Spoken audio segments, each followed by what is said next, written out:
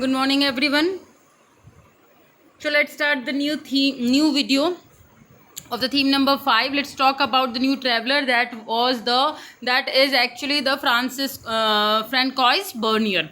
Actually, we call him generally Bernier. He was from the France, and actually what the story of what was the thesis, or you can say what was the basic theory of the Bernier, was that he differentiate the things, all the things with the European. He actually compared everything, compared east and west. So हम Bernier की जो बात करने वाले हैं इस पूरे topic में, उसने जनरली क्या किया है, उसने हर चीज़ को कंपेयर करने की कोशिश की है.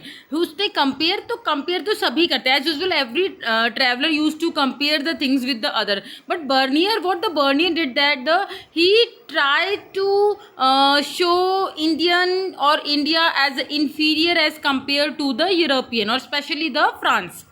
उसने इन्फीरियर शो, अब इन्फीरियर शो करने के लिए उसने अलग अलग इस तरीके की चीज़ों को फाइंड आउट किया या फिर दिखाया, और उस प्रोस्पेक्टिव के अकॉर्डिंग इसने यूरोपियन के अकॉर्डिंग इंडियंस को या फिर इंडिया को जो है उसने कम डेवलप्ड माना कि इकोनॉमिक कंडीशन अच्छी नहीं है, या नॉट प्रॉपर डेवलप्ड, या लोगों की कंडीशन बहुत बेकार है, या रूरल सोसाइटी बहुत ही पुअर है, मिडिल क्लास नहीं है यहाँ पे. तो there were so many things he compared here.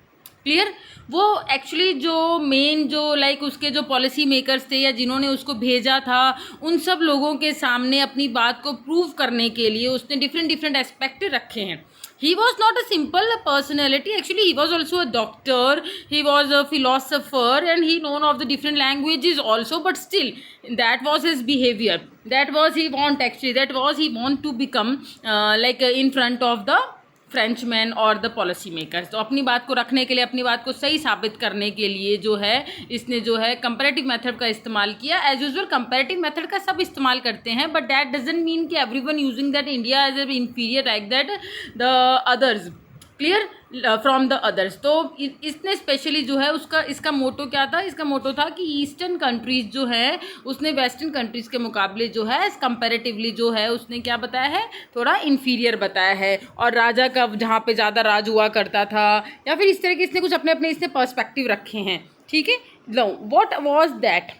So a doctor with a difference. इसने जो क्या किया, इसने एक डिफरेंशिएट मेथड को अडॉप्ट किया है. Clear. So before starting that we were talking about the time period with the Mughal. जैसे मैंने सबसे पहले वाला टाइम पीरियड आपको बताया था 9th-10th, फिर उसके बाद मैंने आपको 14th सेंचुरी मार्को पोलो के आसपास का टाइम पीरियड बताया जो इटली से आया था. ठीक है. फिर उसके बाद जो ये जो टाइम पीरियड है ये मुगल टाइम पीरियड का है generally. So this was the time period Mughal. ये आए थे 17th सेंचुरी में. उस टाइम पे जो हैं मुगल जो थे उस टाइम पीरियड में जो है हम पढ़ेंगे, और मुगल्स के मतलब मुगल राजास के बारे में, मुगल राजास के प्रजा के बारे में, कोर्ट के बारे में, आम जनता के बारे में, सिटीजन सब के बारे में he usually did that thing.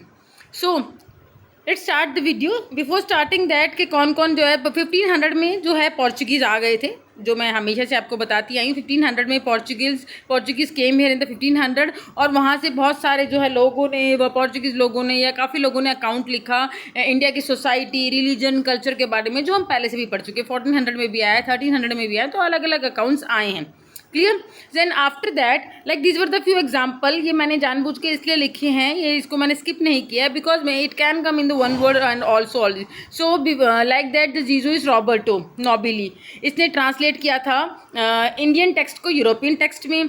After that best account was the Portugal account में, जो बेस्टेस्ट अकाउंट जो माना जाता है पोर्चुगीज़ में वो जो है ड्यूआर्ट बरबोसा का माना जाता है. And that was that they basically about the trade and the society. Now they write about trade society in the south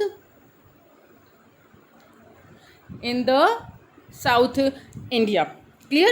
Now इसने जो है इसके बेस्ट अकाउंट में किसका अकाउंट माना जाता है, ड्यूआर्ट बरबोसा का. फिर 1600 में अलग अलग लोग आने लगे. सबसे पहले डच आए थे, उसके बाद तो फ्रांस, इंग्लिश, डच ट्रैवलर सब यहाँ पे जो है, पोर्चुगीज़ आए थे सॉरी, फिर डच भी आए, फ्रेंच भी आए, इंग्लिश मैन भी आए. ये सब ट्रैवलर्स यहाँ पर आने लगे, जिसमें the one traveler was the French jeweler that the main name was the Jean Baptiste Tavernier. He also traveled to India. He traveled here 6 times at least. Clear. So that you have to learn it from here, like that आपको ये नाम याद करने पड़ेंगे. सबसे पहले Portuguese आए, Portuguese के बाद इंग्लिश, जो है डच, फ्रेंच, इंग्लिश लोग यहाँ पर आए. आफ्टर दैट अलग अलग लोगों ने अलग अलग जो है सोसाइटीज़, कल्चर, रीजन्स के बारे में इंडिया के लिखा, जिसमें से जैसे नोबिली ने किसको जो है इंडियन टेक्स्ट को ट्रांसलेट किया यूरोपियन के अंदर. फिर बेस्टेस्ट अकाउंट जो माना जाता है पोर्चुगल में ड्यूआर्ट बरबोसा का माना जाता है, जिसने साउथ इंडिया के बारे में, ट्रेड और सोसाइटी के बारे में लिखा. क्लियर. उसके बाद जो ट्रैवलर थे, ये वन वर्ड के क्वेश्चन इस तरीके से आ जाते हैं. एटलीस्ट 6 टाइम जो है उन्होंने जो है ट्रैवल किया इंडिया में. Clear. So comparing with the condition of the India from the Iran and Ottoman empire, मतलब अगर हम कंपेयर करते हैं एट द टाइम, इंडिया की कंडीशन जो है much better in the trade rather than the other Ottoman empire और the Iranian on the like that central Asian and all that. Clear. So trading condition जो है उसकी बहुत fascinating थी. That was the reason that everyone coming here like that, like different everyone coming here like that Portuguese and the English, because India was very good and flourished in the trade and communities.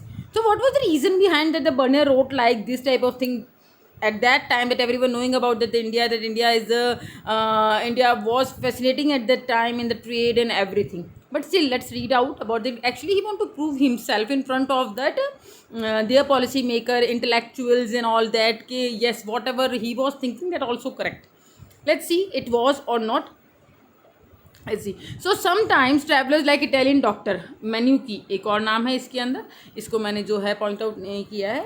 Like Manucci जो है settled in India, he also settled in India because of the trading condition and the fascinating condition of the India. So these were the peoples who came here in the India and the few travellers and everyone is settled here also because of the political condition. So in all these, the one personality was also there, that the personality was the Bernier. वो doctor था, historian भी था, political, listen here, political philosopher he was. Political philosopher, but always by its name only. Political philosopher से ही ये चीज़ clear हो रही है कि जो है ये मतलब ये अपने राजनीतिक पॉइंट ऑफ व्यू से जो है इंडिया को कंपेयर कर रहा था. बट नेचुरल सी बात है कि फ्रेंच रूलर के सामने जो है, फ्रांस के रूलर के सामने, when you want to compare that, वो अपने आप को सुपीरियर शो, अपनी कंट्री को सुपीरियर शो करेगा राजा के आगे rather than the other, just like that. तो पॉलिटिकल फिलोसोफर था, French man. He came, Mughal court के टाइम पर वो यहाँ पर आए. क्यों आया? In search of the opportunities. He came here in search of the opportunities and stay in India. कहाँ 12 साल तक इंडिया के अंदर ये यहाँ पे रहा है for the 12 years. Now so Mughal court में ही आया for the opportunities because he were knowing here about the opportunities. और उसके बाद ये 12 साल तक यहाँ पे रहा. इन 12 सालों के अंदर जो है इसने क्या इंडिया के अंदर देखा एंड ऑल. ही वॉज, उसने मुगल कोर्ट में फिजिशियन, जो शाहजहाँ का जो बेटा था, एल्डेस्ट सन था, उसके दारा शिको, उसके फिजिशियन के रूप में भी इसने काम किया है. एंड आफ्टर दैट जो है लेटर ऑन जो है दानिशमंद खान जो थे, एक अर्मेनिया के नॉबल थे मुगल कोर्ट के अंदर, अर्मेनियन नॉबल, उनके साथ भी इन्होंने जो है काम किया as a scientist and the intellectual, as a scholar. He also work with Danishmand Khan. Clear. So that was his personality. He came from the Frenchman. He was a political philosopher, historian था, doctor था. और इसने जो है Mughal court में शाहजहाँ के time पे दारा शिकोह का फिजिशियन के रूप में काम किया है, इंटेलेक्चुअल साइंटिस्ट के रूप में इन्होंने काम किया है. So why he came to India? He came to India search of the different opportunities. He came to India in the search of the different opportunities. Clear. So let's start about the comparison he did with the other. So that was the topic that the Portuguese थे. उनके बाद ये सब धीरे धीरे one by one they all came. And after that Francisco, उसके बारे में फ्रैंकोइस बर्नियर के बारे में पढ़ा. Let's start about what he was thinking, और उसने क्या क्या कंपेयर किया, क्या लिखा. तो इसके टॉपिक्स में हम सबसे पहले पढ़ने वाले हैं ईस्ट और वेस्ट के बारे में, कंपेयरिंग मेथड जो इसने किया था, what was the reason behind the comparing and all that. After that इसने अर्बन सिटीज़, इंडिया के अर्बन सिटीज़ के बारे में क्या लिखा है. आफ्टर दैट इन इंडिया की सोसाइटी के बारे में क्या लिखा है. After that what he written about the Indian city, like what is written about the rural population of the India, and all this he compared, and he actually compared everything with their European societies. Clear. Let's start one by one. First is the comparing east or the west. His basic theory was to compare. On comparison में भी इसने जो है India को जो है क्या show किया है, inferior show किया है. Clear? So he was constantly comparing east and west. He traveled to several parts of the country and wrote accounts of what he saw as comparing India with the situation of the Europe in everyone. For example, if we talk about situation of the woman, he started comparing with the situation of the women of the western and the eastern culture, like that. He, whatever he written, his account and everything, he dedicated to the King France. At that time the king was Louis XVI. Clear? Louis XIV. At that time Louis XIV was there. So many of इसने सारा काम जो है Louis XIV को dedicate कर दिया और इसका सारा काम जो है लुइस XIV ने क्या करवा दिया, प्रिंट आउट्स निकलवा दिए. At that time that was the thing that I have to tell you, जो मैंने आपको बाद में लिखा भी हुआ है इसके अंदर, कि इस टाइम पीरियड में ज़्यादातर लोगों के accounts, if you talk about the revenue, उनके अकाउंट जो है प्रिंट्स नहीं हुआ करते थे. Clear? If you talk about the time period of that, इस टाइम पे ज़्यादा प्रिंट्स मोस्टली जो है ज़्यादातर प्रिंट नहीं होते थे, लिमिटेड ही प्रिंट हुआ करते थे. ही वाज द वन जिसके अकाउंट जो है प्रिंट हुए थे. इसने ज़्यादातर जो लेटर के फॉर्म में भी लिखा है अपने ऑफिसर्स को, मिनिस्टर्स को, यहाँ की कंडीशन लेटर की फॉर्म में भी. फॉर एग्जाम्पल इसने जो है लेटर लिखा पोस्टल एड्रेस के, मतलब लाइक पोस्टल कम्युनिकेशन सिस्टम तो मैंने आपको बताया अच्छा ही था यहाँ पे. तो लेटर लिख के जो ऑफिसर्स को, मिनिस्टर्स को यहाँ की कंडीशंस के बारे में इसने जो है आगाह वगैरह भी करवाया उस टाइम पे. क्लियर? सो इन कंपैरिजन अगर हम बात करते हैं तो inferior in development as compare to Europe, तो इसने इंडिया को डेवलपमेंट के मुकाबले में जो यूरोप का जो है से कम बताया, स्पेशली इन द फ्रांस. दो it was not accurate, however his work was publish and become popular. लेकिन ये सारी चीज़ ये जो है ये एक्यूरेट नहीं है. There were so many that hindrances also in this, there were so many like fake things also. वो उसका पॉइंट ऑफ व्यू था, but that was not true कि इंडिया बिल्कुल डेवलप नहीं था इस टाइम पीरियड पे. Actually India was develop at this time period, if you think about that.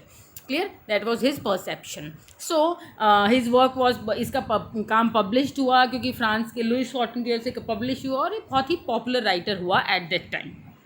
Clear? सो इसकी किताबों की अगर हम बात करते हैं, हिज वर्क और publish France in the, actually ये इनकी जगह हमेशा इम जो है टाइप करते टाइम इम लिखा जाता है, but sorry for that. Clear? Now his work was publish in the France 1670-71 published हुआ. ट्रांसलेट उसके बाद इंग्लिश में भी इसका काम ट्रांसलेट हुआ, अलग अलग लैंग्वेजेस में भी आने वाले जो 5 सालों में ट्रांसलेट हुआ. डच में भी, जर्मन, इटालियन ने नेक्स्ट 5 ईयर्स में इसका वर्क जो भी वर्क था तो translate into their languages, like in the French, then English, then Dutch, then German, Italian in the other language in the 5 years. His account was reprinted 8 times in the French between. तो इस अगर हम time period की बात 70 और 71 के बीच में print हुआ इसका, फिर 1617 से 1725 के बीच में अगर हम बात करें तो इसका काम फ्रांस में जो है 8 बारी जो है रीप्रिंट हुआ है दोबारा. ठीक है. और 1684 की अगर हम बात करते हैं तो 3 times जो है इंग्लिश में भी, अगर हम 84 मतलब 1670 से 1684 की बात करते हैं तो 3 बारी इंग्लिश में भी इसका काम रीप्रिंट हो चुका है. So there was a contrast. What was the contrast is that Arabic and Persian manuscripts that were generally not published before 1800. So Arabic और Persian manuscript की बात करें तो थोड़ा अपोजिट था. उनकी 1800 से पहले तो जनरली उनकी पब्लिश्ड हुई ही नहीं थी. So there was a vast difference in that Western European society, France में, जिसमें जहाँ इसका काम इतनी बारी पब्लिश्ड हो गया था. There were so many writers, perhaps their works were not published till 1500. So that was his comparison. He compared, his work is all compared with the east and the west. Let's start with the next. Now here we compare the east with the west actually, and like let's start about the how he compared, how he degenerate the east. उसने किस तरीके से उसको inferior show किया है या फिर degenerate किस वे शो किया है कि रूलर्स जो है उनकी पावर बहुत ज़्यादा हुआ करती थी. Bernier and the degenerate east. तब ईस्ट को स्पेसिफाई करने के लिए बर्नियर की क्या थिंकिंग थी. Clear? Now so where the Ibn Battuta describing, जहाँ इब्न बटूटा का काम ये माना जाता है कि उसने अलग अलग exciting, interesting like coconut and पान एंड इस तरह की चीज़ों को फाइंड आउट किया और अलग अलग तरह से इसे दिखाया. लेकिन इसका काम जो है एकदम बर्नियर का एक different way, his work is intellectuality is just different from the others. Why different? Because he compared inferior, as I told you 2-3 times before also. Whenever he had seen in India, he focusing on the situation what he considered depressing and inferior as compared to Europe, especially France. तो क्यों इसका अलग है? क्योंकि इसने ज़्यादा focus किसको किया है? कंपैरिजन में तो everyone focused on comparison, but still he focused in that inferiority. He found European or France superior than the Indian. Basically want to impress policy makers, as I told you now only, policy maker intelligentsia, so that ensure what he considered to be the right decision. वो क्या चाहता था? वो policy makers को बस impress करना चाहता था कि जो भी उसने डिसीजन लिया है, जो भी उसने कंपेयर किया है, जो भी उसने डिसीजन लिया है, वो एकदम करेक्ट डिसीजन है, वो उसने सही लिखा है। उसको बस इम्प्रेस करना, पॉलिसी मेकर्स और जो बाकी स्कॉलर्स हैं उनको इम्प्रेस करने के लिए। His accounts travel in the Mughal empire, अब उसकी बुक का नाम है travel in the Mughal empire. When he travelled there in the Mughal empire he critically seen in the detail, उसने मुगल एम्पायर को बहुत डीपली पढ़ा, डीपली स्टडी किया और क्रिटिकली एनालाइज भी किया। And he critically think about that everything, अच्छा यहाँ ये नहीं है, we got this and here India is not having this, like this he critically examined in the deep detail. Now basically describe Mughal history universally in comparing, तो क्या चाहता था? Mughal history को ऑल ओवर यूरोप में मतलब यूनिवर्सली सामने लाना चाहता था और यूरोप के साथ कंपेयर के भाई मुगल्स, क्योंकि मुगल्स का दबदबा eight that time, Mughals were very like बहुत ही ज़्यादा फेमस और उस टाइम पे बहुत ही प्रॉस्पेरस थे। तो basically he want to show in front of the whole world के होंगे वो prosperous but not as compared as the Europe was. So generally he emphasized the superiority of the Europe and presenting the India as a inverse of the Europe। तो India को एकदम Europe के opposite लिख के और उसको हर चीज़ उसने present करने की कोशिश किया। Presented like that India appears inferior in the western world. Clear? So उसने डीजेनरेट ईस्ट को थोड़ा सा जो है डीजेनरेट करने की कोशिश की है, थोड़ा उसने जो है इन्फीरियर शो करने की कोशिश की है। किस किस तरीके से? ठीक है, लाइक अब इसमें काफ़ी तो इसने कंपेयर, अभी तक तो मैंने आपको ये बताया उसने कंपेयर किया है, उसने हर चीज़ को compare, like how he compare. तो उसने कंपेयर किस किस तरीके से किया, that we are going to do now. पहली चीज़ जो उसने कंपेयर की है लैंड ऑनरशिप के बारे में, कि इंडिया के लोगों के पास, लिसन प्रॉपर्ली, इंडिया के लोगों के पास प्राइवेट प्रॉपर्टी नहीं हुआ करती थी, दैट द फर्स्ट थिंग। ठीक है, अकॉर्डिंग टू द बर्नियर्स। हम अभी दूसरा परसेप्शन भी पढ़ेंगे, what the others like the Indians point of view की तरफ से क्या था कि इट वाज करेक्ट और नॉट। जैसे मैंने आपको बताया इसने जो भी किया है, however the whole thing is not accurate and everything, उसमें बहुत सारे जो हैं मिसअंडरस्टैंडिंग्स भी हैं। क्लियर? नाउ जो first thing is that, first जो इसने जो कंपेरिजन किया है वो ये the question of the land ownership. ये कहता है कि इंडिया के पास जो है प्राइवेट प्रॉपर्टी नहीं थी, सारी प्रॉपर्टी किसके पास होती थी? क्राउन ऑनरशिप के पास। ठीक है, पहली चीज़ इसके अंदर हम फर्स्ट चीज़ हम क्या पढ़ रहे हैं? लैंड ऑनरशिप के बारे में। क्लियर?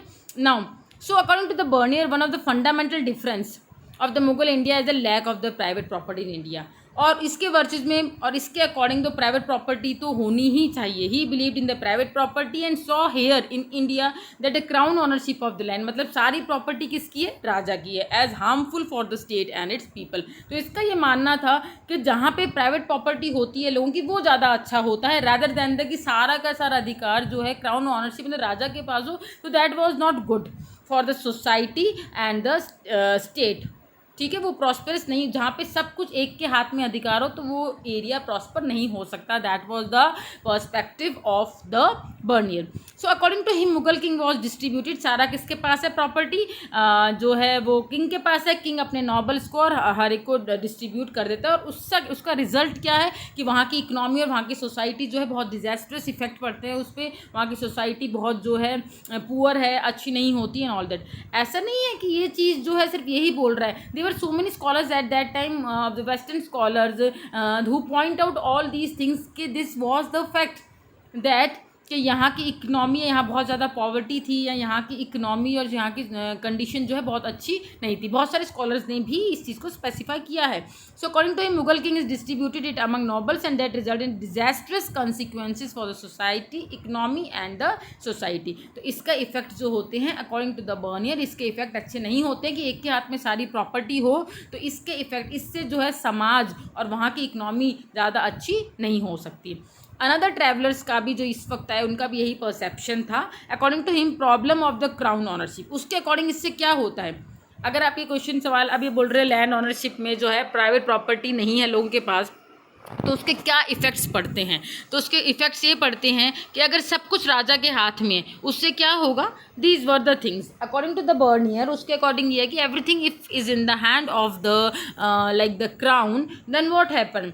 फर्स्ट थिंग, जो भी उस लैंड होल्डर है जिसके पास वो ज़मीन है, वो अपनी प्रॉपर्टी जो है अपने बच्चों को पास ऑन नहीं कर सकता। पहली चीज़, he could not pass their property to the children, why, because that is not his property. ठीक है, so next, they will not long term. अब जब उसकी प्रॉपर्टी है ही नहीं तो उसके ऊपर पैसा क्यों लगाएगा। अगर हमारी ज़मीन है तो हम उसकी देख रेख का, फर्टिलिटी का ध्यान भी रखेंगे, उसको फर्टिलाइज भी करते रहेंगे। लेकिन अगर वो हमारी ज़मीन है नहीं तो why we fertilized for the long term, थोड़े समय के लिए करेंगे जितना आ रहा है, ठीक है, तो वो लॉन्ग उसकी फर्टिलिटी के ऊपर जो है वो लोग ध्यान नहीं देते। अगर वो नहीं है तो वो बोल रहा है कि अगर प्राइवेट प्रॉपर्टी नहीं है तो वो फर्टिलिटी के ऊपर ध्यान क्यों देंगे, वो बस ठीक है उसको जो प्रोडक्शन हो रहा है कर लेंगे और सरप्लस तो राजा को जमा कराना ही होता है सब कुछ। So there will be no class landlord. तो according to him, listen properly, according to him, कि कोई लैंडलॉर्ड नाम की कोई चीज़ ही नहीं होती थी। But it is not true, because हम स्पेशली हम इस मिडाइवल टाइम पीरियड के अंदर हम ये पढ़ेंगे आगे वाले चैप्टर्स के अंदर कि मुगल टाइम पीरियड में landlords, zamindars and every type of societies were there. Clear. So there will be no landlord like western countries में जो होते हैं, जो लैंड की प्रॉपर्टी को इम्प्रूव करते हैं, ऐसा यहाँ पर नहीं है। क्लियर। सो इसके हिसाब से क्या है कि क्या नुकसान होता है क्राउन ओनरशिप में, अपने बच्चों को अपनी प्रॉपर्टी नहीं दे सकते क्योंकि वो हमारी है ही नहीं, लॉन्ग टर्म इन्वेस्टमेंट नहीं कर सकते हैं क्योंकि वो हमारी नहीं है, तो हम उसमें पैसा क्यों लगाएंगे। कोई लैंडलॉर्ड नाम की यहाँ चीज़ नहीं है, जिससे एग्रीकल्चर क्या हो जाता है, एग्रीकल्चर जो है यहाँ पे धीरे धीरे रून हो जाता है। पिजेंट्री जो है बहुत ही पिजेंट्री के साथ बहुत ही अत्याचार होता है। अब ना पिजेंट्री के साथ अत्याचार क्यों होगा, क्योंकि जो भी है सब कुछ जो है सारा सरप्लस तो राजा के पास चला जाता है, तो पिजेंट्री के एकदम नन ऑफ द कॉस्ट जो से काम करना पड़ता है,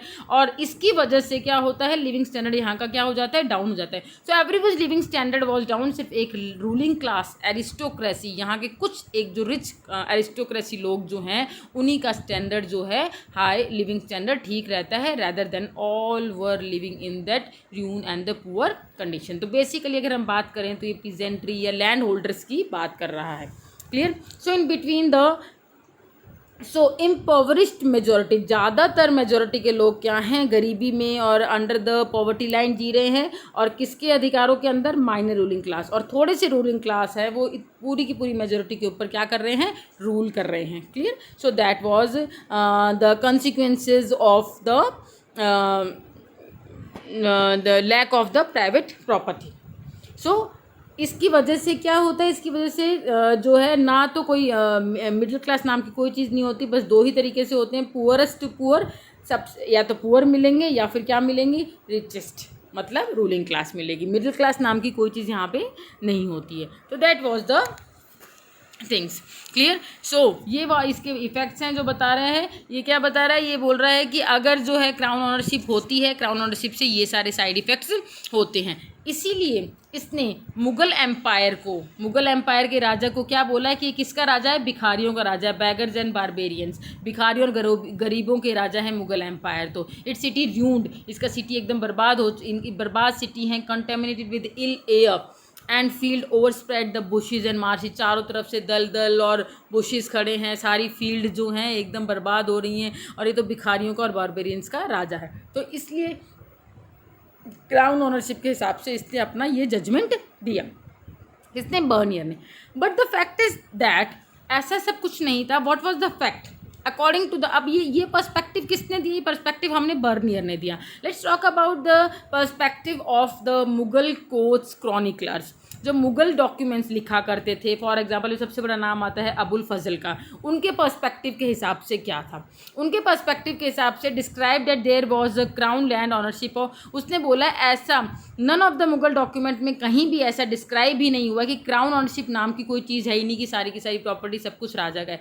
what they were saying is that, उसने अबुल फजल ने, इसने अकबरनामा, बाबरनामा, बहुत सारे अकबरनामा लिखा है अबुल फजल ने।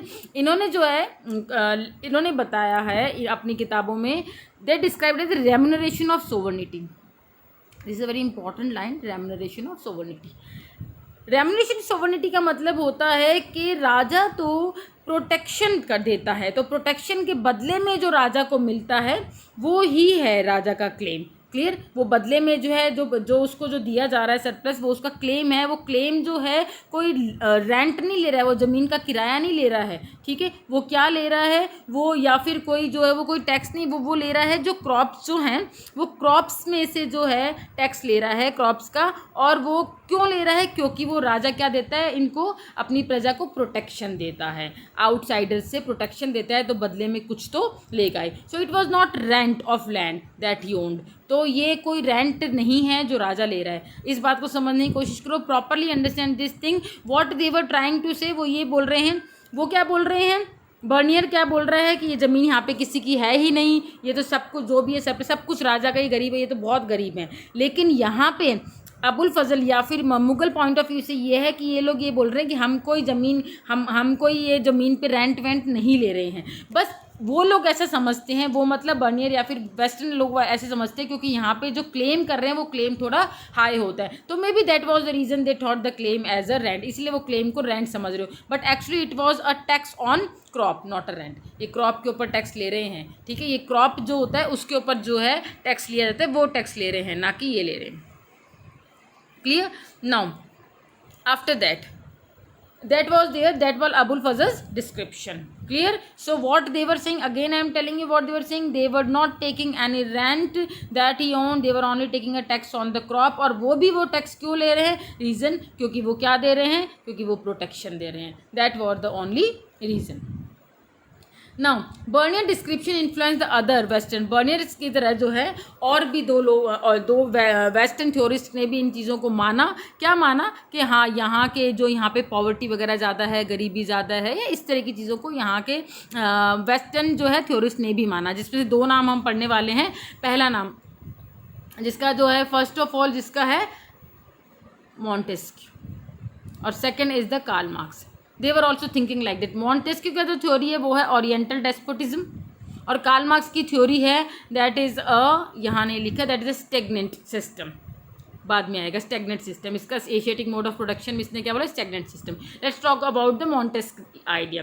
तो Bernier description influence the other western theories from the 18th century onwards, like Montesquieu idea of oriental despotism. Oriental like the east की साइड जो हैं, जो है ईस्टर्न साइड के लोग, ईस्टर्न के राजा सॉरी के बारे में, and despotism we all are knowing that subjugated, clear, जो ऑप्रेस्ड करते हैं। सो मॉन्टेस्क ने भी यहाँ की थ्योरी को क्या बताया, ओरिएंटल डेस्पोटिज्म, मतलब oppressive behaviour of the king of the east. यहाँ के राजाओं का जो ऑप्रेसिव बिहेवियर है, कि एक तरीके से खून निचोड़ लेने वाला है, एक तरीके से जस्ट लाइक दैट के यहाँ पे जितना भी क्रॉप यहाँ पे जो भी हो रहा है वो सब कुछ किसके पास आता है, सरप्लस किसके पास आता है, राजा के पास। According to his idea rulers in Asia enjoy absolute authority, राजा के ही पास ही सारी authority over his subjects like the प्रजा who were here all land belonged to kings and no existence of the private property. So he was also saying the same.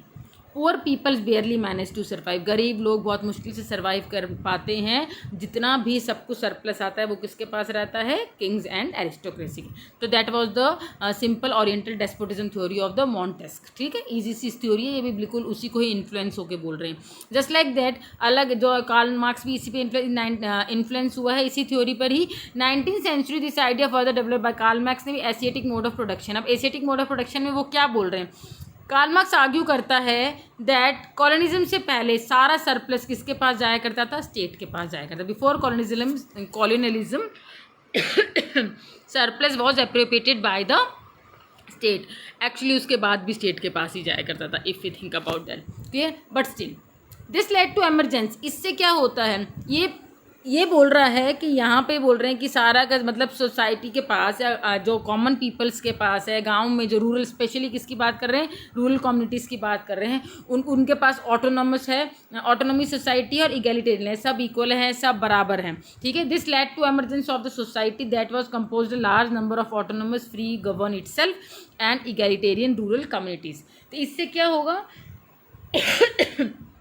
What he was saying, वो बोल रहा है, देखो वो बोल रहा है कि सारा सरप्लस किसके पास जाता है, स्टेट के पास। मतलब कि सबके पास क्या बचा हुआ है, जो बच्चा ले, जो सिर्फ उनकी लाइवलीहुड के लिए ज़रूरी है उतना ही बचा। इसका मतलब सब बराबर हो गए, ठीक है, सब अपने आप को अकेला ही गवर्न, मतलब ऑटोनोमस सोसाइटी हो गई, लार्ज नंबर ऑफ ऑटोनोमस, सब बराबर हैं, इक्वल सोसाइटी, रूल कम्युनिटी सब इक्वल है, कोई ऊपर नहीं कोई नीचे नहीं, सब अपने आप को गवर्न कर रहे हैं। ऐसा कोई नहीं है कि लैंडलॉर्ड के नीचे, जमींदार के नीचे और काम करें, लाइक इस तरह से कोई ऊपर नीचे, कोई अपर क्लास लोअर क्लास, कुछ सोसाइटी नहीं है, सब इक्वल सोसाइटी बता रहा है। तो बोल रहे थे तो स्टैग्नेंट सिस्टम हो गया, एकदम सड़ा हुआ रुका हुआ सिस्टम हो गया, वो इसको स्टैग्नेंट बता रहा है। Because the villages had their autonomy as long as they were given their surplus. उनको जब तक ही अपनी स्वायत्ता मिली हुई है कि अपनी ज़मीन पे खुद काम कर सकते हैं, अपनी मतलब जो ज़मीन उनको मिली हुई है, जब तक वह सरप्लस दे रहे हैं, जब तक they can do the work on the land, बराबर का अधिकार माना जाता है। अदरवाइज जो है, जैसे उनसे ज़मीन छीनी तो उनके सारे अधिकार जो है, बराबर के अधिकार जो है औरों से, वो उससे कम हो जाते हैं। Clear? So that was the stagnant. तो कार्ल मार्क्स कौन सी सोसाइटी को फोकस करता है, स्टैग्नेंट सोसाइटी को, सिस्टम को फोकस कर रहा है। वो ये बता रहा है यहाँ पे सब रुका हुआ सिस्टम है, सब बराबर है, सब ऑर्डिनरी, सब कुछ, कोई ऊपर नहीं, कोई अमीर नहीं, कोई मतलब कोई भी गरीब में भी अपर मिडिल या लोअर मिडिल, ऐसी कोई सोसाइटी नहीं है, सब बराबर है। और बस सारा सरप्लस राजा के पास रहता है और बाकी सारी प्रजा एक बराबर है। क्लियर? और राजा के पास के साथ भी ज़मीन उसके पास जब तक ही रहेगी जब तक वो सरप्लस देता रहेगा। अगर वो सरप्लस जो है उसने देना बंद कर दिया तब उसके हाथ से उसकी ज़मीन भी चली जाएगी। तो that was the only stagnant system बता रहा है, इसको सड़ा हुआ रुका हुआ सिस्टम बताता है। तो this was the thing. So हमने थीम के बारे में पढ़ा, हमने पढ़ा कार्ल मार्क्स की सेम थिंकिंग है, कार्ल मार्क्स के साथ जो है Montesquieu also thinking the same, Bernier यही सेम सोच रहे हैं, और भी बाकी के जो है वो भी वेस्टर्न फिलोसोफर्स या बोल दो, वो सब भी यही सोच रहे हैं इस टाइम पीरियड के, basically time about 17 and 18। Now let's talk about the another point of view, just like जैसे हमने अभी अबुल फजल का पढ़ा है, इसी तरीके से ये सिचुएशन फार फ्रॉम ट्रू है। थ्योरिस्ट ने जो सिचुएशन बताई है, this is not the true, ऐसा नहीं है। The picture of rural society, जो पिक्चर ये लोग देख रहे हैं, दैट वाज नॉट, यहाँ पे भी हर तरीके के लोग रहा करते थे। अगर हम जो है 7th और 8th लेसन जब हम पढ़ेंगे मुगल सोसाइटी के, तब then we learn about the zamindars, big land holders and big traders and smaller peasant, untouchable, हर तरह की सोसाइटीज़ हम पढ़ते आए हैं। तो इनफैक्ट 16th-17th सेंचुरी में इंडिया की सोसाइटी में इकोनॉमिक और सोशल डिफरेंसेस हुआ करते थे, अमीर गरीब भी हुआ करते थे, अलग अलग तरीके के, अमीरों में भी different types of the peoples and poors में भी अपर एंड मिडिल क्लास, तो अलग अलग तरह के लोग हुआ करते थे। सोशल डिफरेंसेस भी होते थे, लाइक दैट वर्ना सिस्टम हम हमेशा से पढ़ते आए। सो इंडियन सोसाइटी में भी बिग जमींदार हैं एक साइड, जिनके पास बहुत सारे अधिकार हैं, दूसरी साइड अनटचेबल हैं, जो लैंड, जिनके पास कोई ज़मीन नहीं है और कोई अधिकार भी नहीं है, दूसरी साइड बिग पीजेंट्स हैं, जो काफ़ी कुछ जो है लेबर हायर करते हैं और खूब प्रोडक्शन भी करते हैं, और दूसरी तरफ स्मॉलर पीजेंट्स भी हैं जो मुश्किल से अपना काम चला पाते हैं। तो इस तरीके से ये बता रहे हैं कि इंडिया में इस तरीके 1670 में इस तरीके की सिचुएशन हुआ करती थी, rather than the situation that were telling bye these western historians. Clear? Now so that were the perspective of the land ownership. Clear? ये लैंड ओनरशिप के पर्सपेक्टिव है। Now let's talk about the next, that was a more complex social reality. अब हम इसमें बात करते हैं शहरों की, ठीक है, आर्टिशंस की, मर्चेंट्स की, यहाँ की सिचुएशन क्या आती है। अब दो तरीके से ही सेम बात करें, टाउन्स की, लाइक दैट इसके अंदर बर्नियर का क्या पॉइंट ऑफ व्यू रहा है, और उसको काटते हुए यहाँ का जो हिस्टोरियंस है, यहाँ के लोगों ने उसको कैसे पॉइंट आउट किया है। सो let's start about this.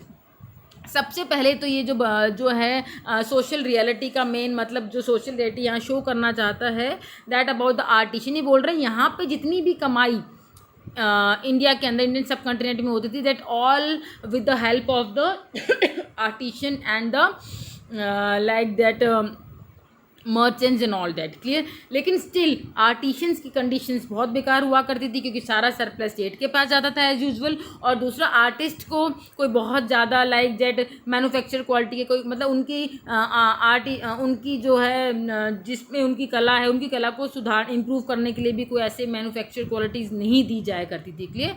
Now so Bernier had the following views about the complex social reality of the Mughal Empire. Bernier had believed that Mughal state was टायरेनिकल। वो बता रहा है कि मुगल स्टेट कैसी है, टायरेनिकल, कि बहुत यहाँ की स्टेट में बहुत ही क्रूएलिटी है, राजा बहुत ही क्रूअल है, जो मतलब लोगों पे बहुत अत्याचार करता है, अपनी पावर को शो करता है एंड ऑल दैट। इस तरीके से ये लोग देख रहे हैं इंडियन सोसाइटी को, ठीक है। So Bernier felt that artisan had no incentives, उनको आर्टिशंस को कोई इंसेंटिव या कोई फायदा कुछ नहीं मिलता था, वो बस राजा के लिए काम करते रहते थे। वो अपनी मैन्युफैक्चर क्वालिटी को इंप्रूव करने के लिए उनको कोई एक्स्ट्रा इंसेंटिव नहीं मिलते थे, और प्रॉफिट किसके साथ जेब में जाता था, स्टेट की जेब में जाता था। First thing, manufacturer constantly, manufacturer जो थे वो डिक्लाइन होते जा रहे थे, उनकी क्वालिटी जो है धीरे धीरे गिरती जा रही थी। वो ये बता रहे हैं यहाँ के आर्टिशंस को इंसेंटिव ना मिलने की वजह से यहाँ की मैन्युफैक्चरर्स जो है कम होते जा रहे थे, और मैन्युफैक्चरर्स मतलब धीरे धीरे जो हैं जो भी उनकी क्वालिटी होती थी वो गिरती जा रही थी।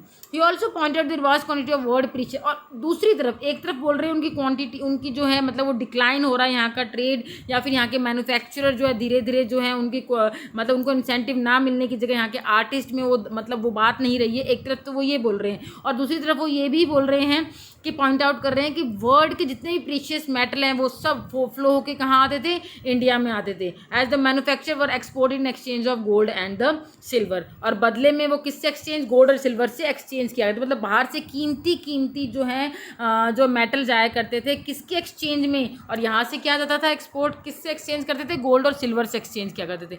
तो एक पॉइंट ऑफ व्यू में ये बता रहे हैं कि मैन्युफैक्चर जो है इतने ज़्यादा मतलब कि हमारा पैसा है, everything was there, that's why we can export like gold and silver, we can export in flow of the metal, clear. और दूसरी साइड वो बोल रहे हैं कि आर्टिशंस की कंडीशन ये थी, क्लियर। सो लेकिन ये चीज़ भी ध्यान में रखना कि मैन्युफैक्चर किस जो भी चीज़ें आ रही हैं वो किसके थ्रू आ रही हैं, स्टेट्स के थ्रू, ठीक है।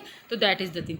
ही notice that the presence of prosperous merchant community engage, वो ये बता रहा है कि ये जो भी ये जो एक्सपोर्ट कर रहे हैं गोल्ड, तो ये जो प्रॉस्परस मर्चेंट की कम्युनिटी थी वो लॉन्ग डिस्टेंस ट्रेड किया करते थे। तो ये प्रॉस्परस मर्चेंट कम्युनिटी जो बता रहे हैं, मैन्युफैक्चरर जो बता रहे हैं, वो उसको किस में रख रहा है, रूलिंग और एरिस्टोक्रेसी क्लास में रख रहा है।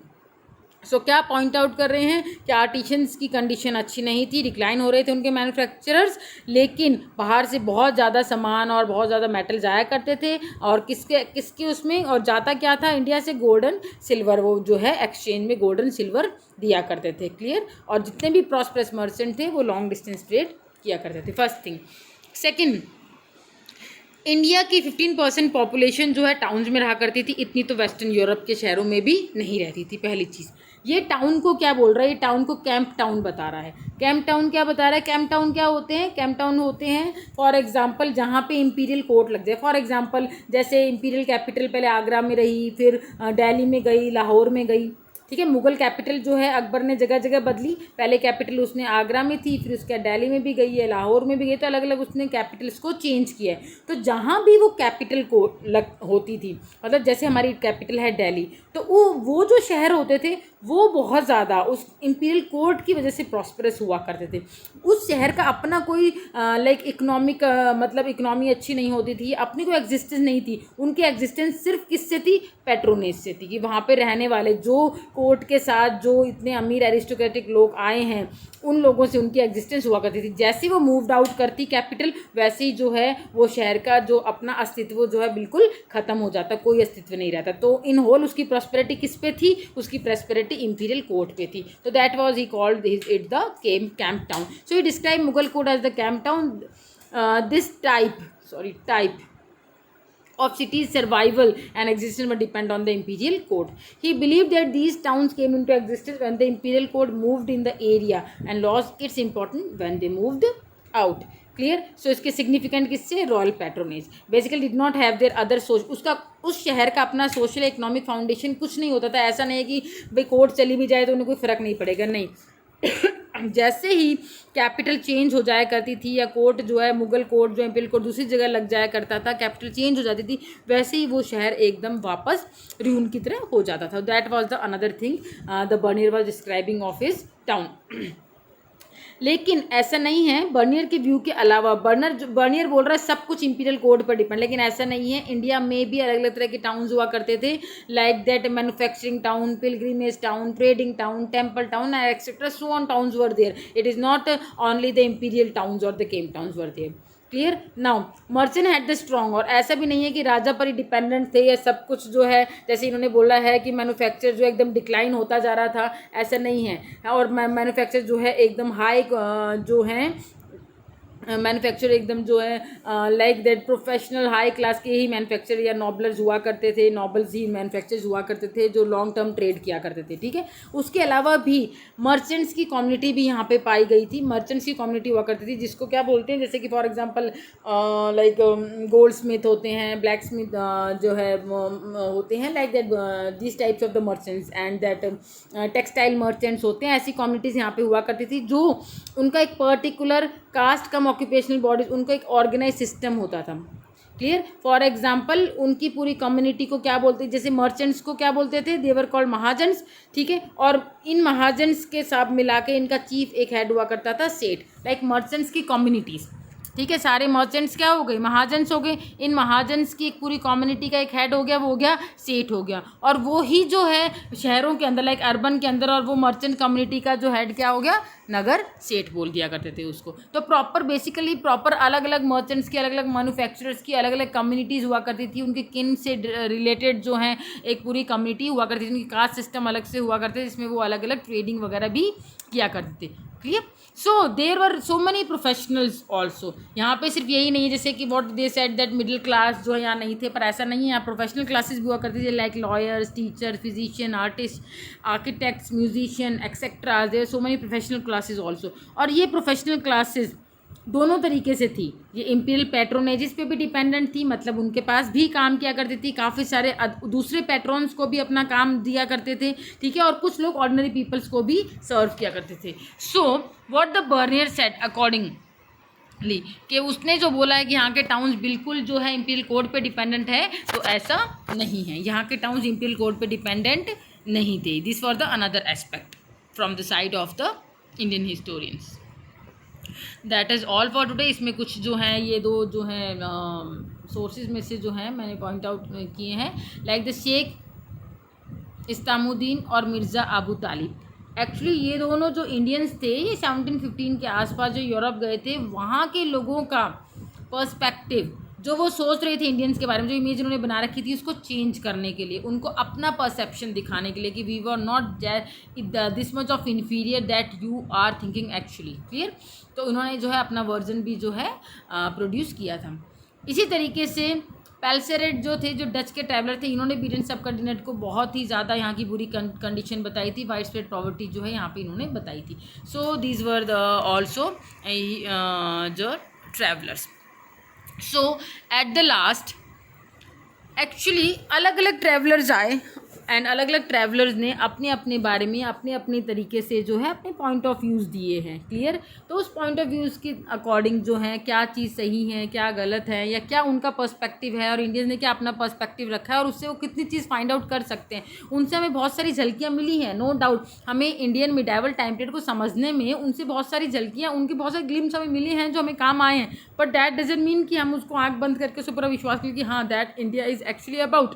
No, that was not clear, that was their perception only. Like अगर हम बर्नियर की तरह अगर हम चलते हैं तो that means we were nothing, but that was not the fact. So the travellers account provide us tantalising glimpse of man women societies. तो ग्लिम्स उन्होंने अपने हिसाब से जो ग्लिम्स दिए हैं या इस टाइम के सोसाइटी, इनके मैन वुमेन, यहाँ का टाइम पीरियड क्या था। So at the same time their observation was shared from the places from where they came and had missed many aspect of social life with which they were not familiar. सो इससे ये चीज़ भी वो कहाँ से आया और वहाँ के लोगों की क्या सोच थी ये भी पता चलती है इस टाइम पे। और बहुत सारी ऐसी चीज़ें हैं जो उन्होंने मिस भी कर दी हमारे यहाँ पे, जिससे वो फैमिलियर नहीं थे, क्योंकि बहुत सारी ऐसी चीज़ें हैं जो वो कंपेयर करते थे, तो जिससे वो फैमिलियर थे उस चीज़ को कंपेयर कर लिया करते, जिससे वो फैमिलियर नहीं है उससे वो कंपेयर नहीं। तो बहुत सारी चीज़ें उन्होंने मिस्ड भी की हैं अपने अकाउंट में। Clear. According to our account. So the experience of man women from the subcontinent who cross mountain seas beyond the subcontinent, जो दूर दूर से उन लोगों का experience wended into different level remain अन। बहुत सारा उनका अभी भी जो है उनका जो एक्सपीरियंस है और है जो भी उन्होंने देखा है, लेकिन बहुत सारी चीज़ें उनकी अभी भी जो उनकी बहुत सारी चीज़ें उस टाइम पे भी अननोन रह गई थी। सो होपफुली जो और वो जो बता रहे थे वो पूरी अननोन हैं, तो hopefully their experiences and their finding were systematically recorded by the historians in the coming years. So आने वाले समय में आफ्टर द 17th सेंचुरी हो सकता है उनकी जो हिस्टोरियंस ने उसको सिस्टमेटिकली उनकी जितनी भी फाइंडिंग्स हैं उसको रिकॉर्ड किया हो और उसके बारे में और समझने की कोशिश की हो. So that were the actually lesson about. So travellers और उनकी सोच, उनकी इंडियन सोसाइटी के बारे में बेसिकली वो क्या सोचते थे, ये सब चीज़ें. But that were not the only the one perspective, that were the different perspective of the different time period of the different travellers and the another perspective from the Indian side also. That is it for today. Thank you.